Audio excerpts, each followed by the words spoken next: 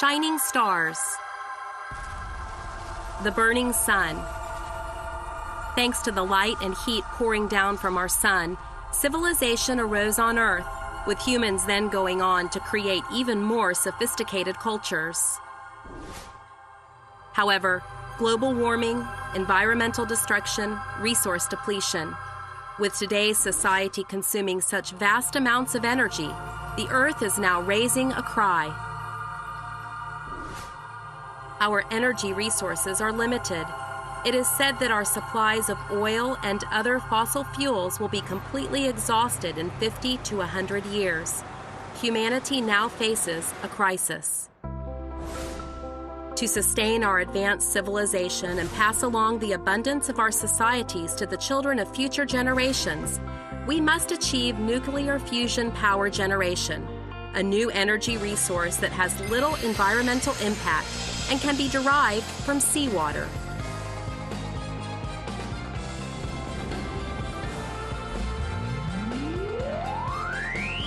For the sake of our children's future, research is being conducted in Toki City, Gifu Prefecture, Japan, for the development of nuclear fusion power generation as a future source of energy.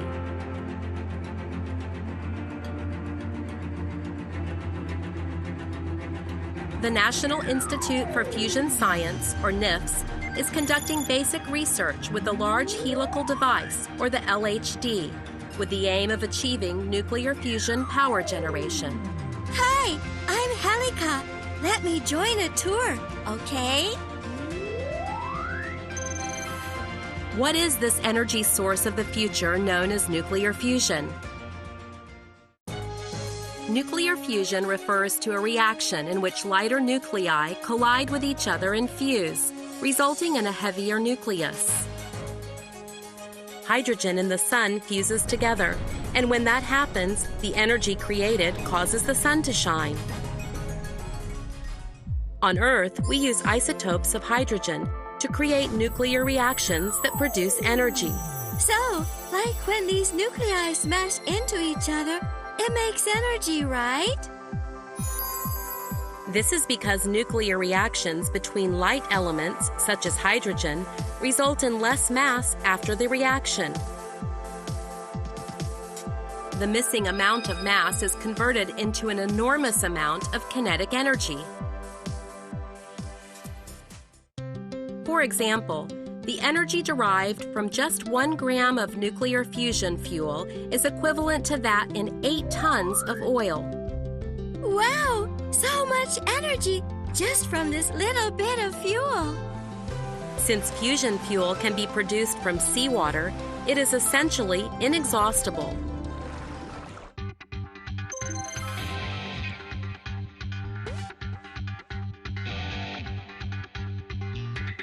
For nuclear fusion to occur, atomic nuclei must collide into each other at high speeds.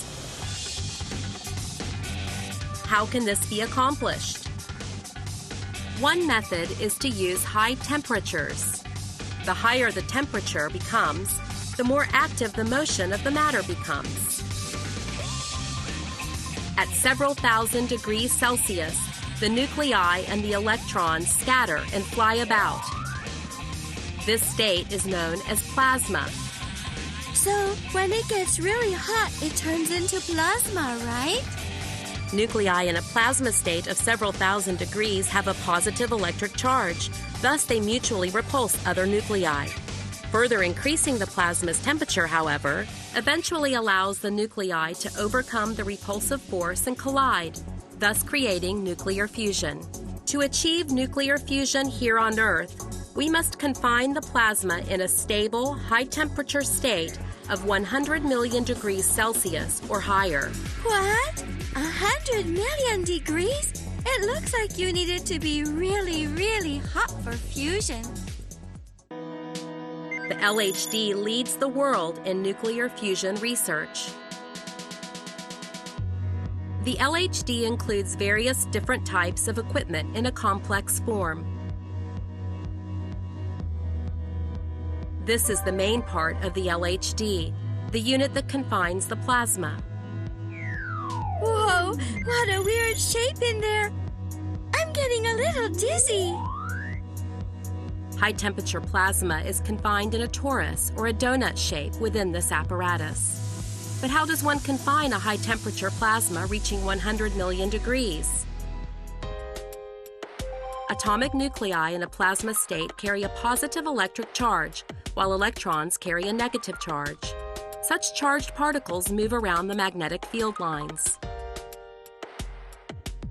As a result, nuclei and electrons flow in a spiral motion around the magnetic field lines.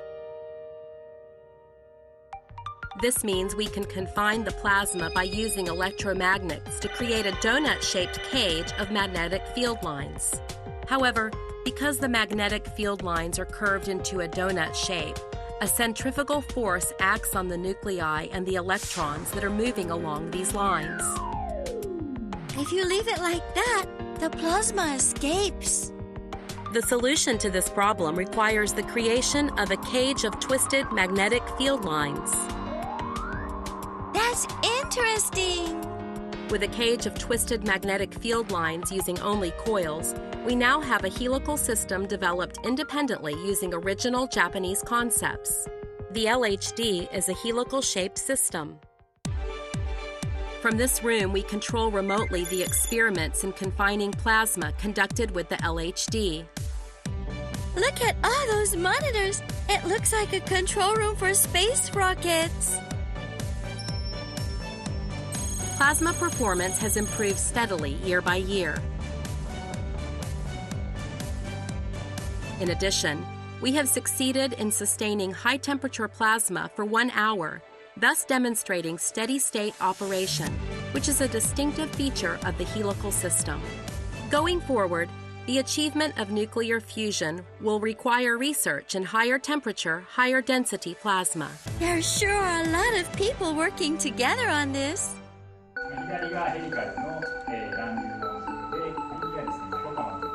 Simulation research to predict the behavior of plasma confined in nuclear fusion devices is essential in ongoing experiments.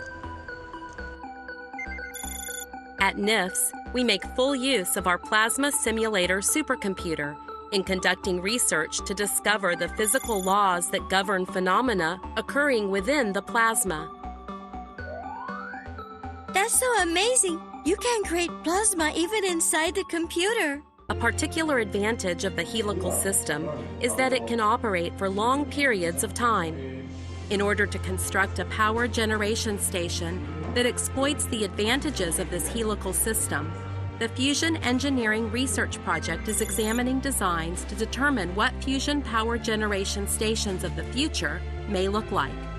Issues of critical importance to that aim include research into powerful superconducting magnets used to create the cages of magnetic field lines to confine the plasma, designs for systems to extract energy from nuclear reactions and generate electricity from that energy, development of durable new materials, and other topics. There are so many different things you need to do to actually build a power station.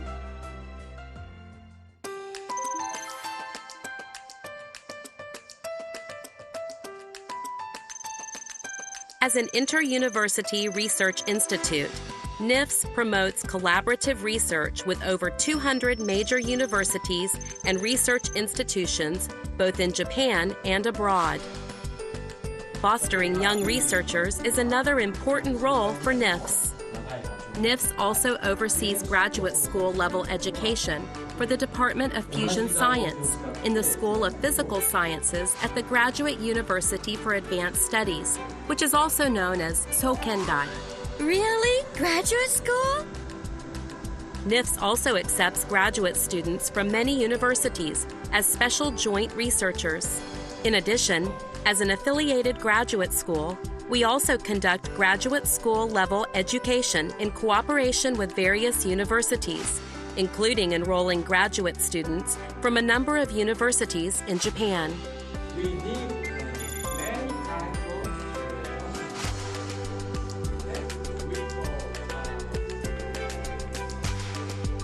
So, students come from all over the world to learn here.